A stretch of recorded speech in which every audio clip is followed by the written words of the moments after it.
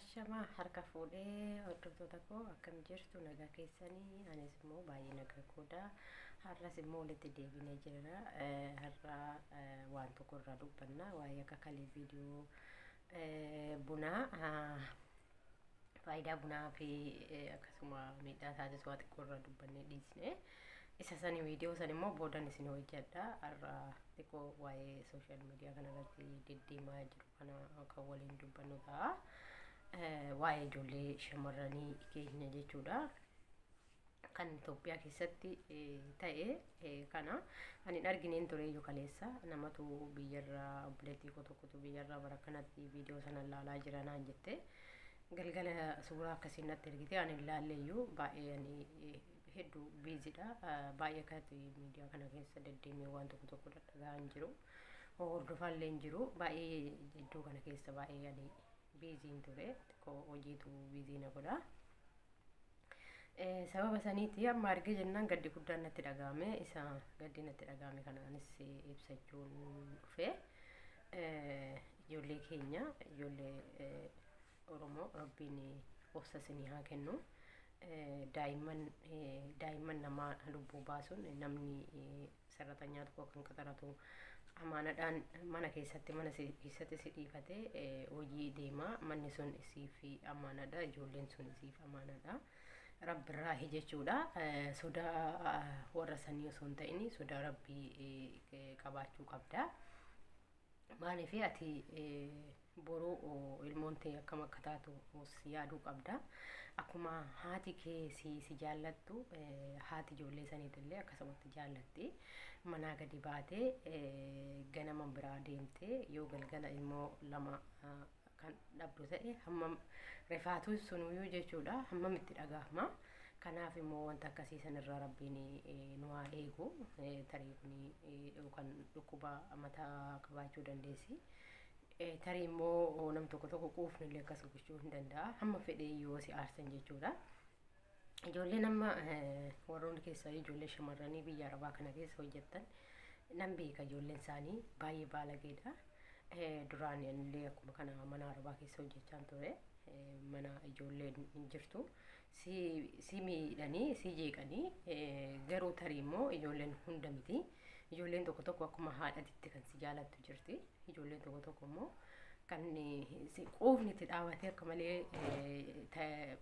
amala badaa qabdus jirti ganamuma rabbiin ilmoo eebbaa namaa kennu rabbiin qajeelchee namaa kennu ani isiniin jedha amma feetanillee yoo aartan ijoollee shamarranii keenya lubbuu baasuun deemina namni lubbuu baatee akkamitti lubbuu namaa baasa baay'ee tokko ulfaata akkuma lubbuun teetuun si marartu kan saniitillee akkasumas itti dhagahama mi'amman namoota meeqatu yoo marfeedhuma waraananu yoo namoota meeqatu sodaata marfeedhuma jechuudha albeen lubbuu namaa qaluu dhiisiti marfeedhuma yoo guma si dhukkubeeyyuu doktora tokko bira deemte hammam sodaata haga marfeesa waraannattu amma namoonni hedduun jechuudha kanaaf rabbii waan akkasiitirraa sin haa eegu haati ganama manaa baate ganama ijoollee ofii ilaaltee biraa baatee galgala yoo itti ol deebitu yoo dhabdu waan baay'ee tokko namatti dhaga'amuudha waan Itoophiyaa keessatti sooshaal miidiyaa kanarratti deddeemaa jiru jechuudha ijoolleen lama albeen morma irraa takka irraa albeen irraa morma kuttee ajjeeste takka immoo fuutee ajjeeste jedhanii garuu akkas jedhama akka ishiin itti goote rabbitu bira jira malee nama miti soo namni bira jiraate maaliif itti dhiisa kanaaf akka ishiin ofii haasoftutu akkas jettee poolisii irratti gizee dubbattu waan akkasii jetti malee maaltu beeka namni hin beeku rabbiin malee yommuu bira hin jiru rabbiin hin argaa ijoollee saniifillee rabbiin gumaa baasu haadhallee haadhaaf abbaallee wanti gootu hin jiru rabbiin jajjabina haa kennuufi obsa haa kennuufi sanuu takka miti lama dhabde lamuma qabdi lamaanuma sanuyyuu hin dhabde iddoo takka hafteef iyyuu jettee takkattu yoo obsiti lamaanuu dhabde obsa maal akkamii qabdi rabbiin immoo kaa hin danda'a obsa kennuufi inni isiniin jedha yoo ijoollee keessa ijoollee mana arabaa hojjettan wanta kanaa kun hedduu akkasiin qunnamu nan beeka obsaan hojjedha yoo isinii gamte dhiisaa biraa deema malee waan akkasii kana yaalii hin godhina. Rabbi isin haa eegu, rabbi isin haa tiksu. Bakka jirtanitti rabbiin isin wajjin haa ta'uun isiniin jedha. Ani garuu gara kiyyaan waanuma dubbadhutu na harkaa babbadee baay'ee tokko gadillee natti dhagahame. Akkanatti ganama biraa baatee yoo galgalatti ol deebitu du'aa isaaniitti yoo deebitu hangam akkatti dhagahamu akkam akka taatu baay'ee tokko namatti dhagahama jechuudha. Isaan lamaanuu hojii qabanii akka jedhamutti hojii isaanii jecha isaan ganama kaanii biraa deemanii amaanaa mana keessatti itti dhiifatanii jechuudha. Duraan illee garuu itti dhiisaniituma deemu maaliif akka akkas taate hin beeku. Tarii wanti kun dhukkuba qabaachuu dandeessi immoo aariidhuma abbaa fi haadhatti yookaan aartetti ta'amoo ijoollee santu aarsi ta'a jedha. Garuu ishiin yoo haasoftutti akka inni dhaggeeffadhetti akka waan haadhaaf abbaatti aartetti. Haadhaaf abbaatti yoo aarte ijoolleen maal goote? Ijoolleen wanti tokkollee wanti ishee gootu hin jiru. Egaa haadhaaf abbaa ta'ee yoo barbaadde haadhumaaf abbaa isaa miidhuu yaalii gochuudha malee tarii immoo dhiistee biraa deemuu qabdi malee haadhaaf abbaadhaa jettee ilmoo san jalaa ajjeesuu hin qabdu. Kun rabbiin illee ol nama dhabsiisa. Waan rabbiin lubbuu namaa baaftee waan jannata ishii galchutti fakkaata. Tarii immoo biyya keenya keessatti biyya namaa kana keessa ta'ee nama lubbuu baasanii akka Suudiitti illee hin beektanii. Amma biyya kana keessatti mucayyoo takka mucaan akka malee jaallataa hin jaallatee fuudhuu barbaade natti heerumu jennaan akka ani sitti heerumu jettee diddee yuunivarsiitii keessatti jechuudha. Yuunivarsiitii guddaa kan namoonni alaallee dhufanii keessatti baratamu jechuudha. Achumatti albeedhaan morma ishiirraa guyyaa meeqa eeggatee jalaa baate guyyaa san immoo carraan irra oolchee bakkumatti morma ishii albeedhaan yoo namni itti deemee irraa qabuuf ta'e albee namatti qaba. Akkasitti qabee morma ishiirraa akka nama handaaqoo mormarraa kutuutitti mormarraa kutee lafa kaa'ee.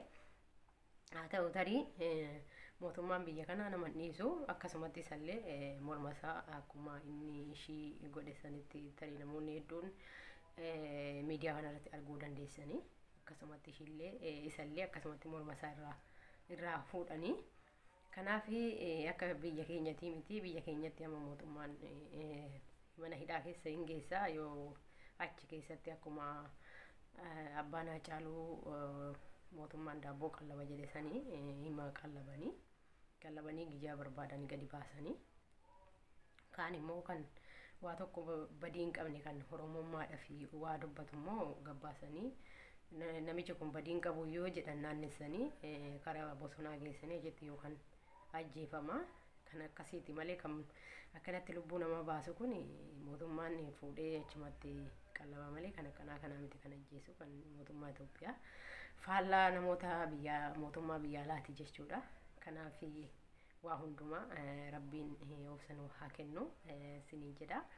Viidiyoo kiyya kalee irratti komantii na barreessitanii turtanii viidiyoo kalee isaasitti immoo kumpillee feene yeroo biraa viidiyoo biraa isiniif hin hojjedha. Akkasuma immoo faayidaa bunaatis jechuudha. Namoonni baay'een maatiin koollee akkasuma jedha. Akkasuma jechaan guddisanii kan jettani baay'ee gaariidha. Ani immoo maatii qofaadha moo jedhee xiqqoo natti dhagahame akkasuma gaaffii isiniif dhiyeesse. Yeroo biraa immoo viidiyoo biraatiin immoo waa'ee faayidaa inni qabus tarii immoo miidhaa inni qabus miidhaas qaba.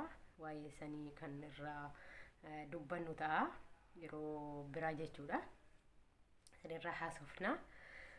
Hagasii fi hanga ammaa namoonni na faana turtanii na jajjabeessaa turtanii samar jabaadhu chaanaalli kee gaariidha jecha na jajjabeessaa turtanii guddaa asumaan isin galateeffachuun barbaada. Warroonni immoo laayikii sheeris na gochaa jirtanis baay'ee isin galateeffadha. Kan immoo maatii kootti dhuftanii dabalamuu barbaadanis koota maatii kootti dabalamaan isiniin jedha. Chaanaalli kiyya chaanaala keessanii na jajjabeessaa na guddisaan isiniin jedha. Kan biraa immoo kalaas yeroo biraa viidiyoo kan walitti hanga deebinutti nagaa keessanaaf tura nagaadhaan naa jiraadha. Yeroo biraa walitti deebinaan isiniin jedha.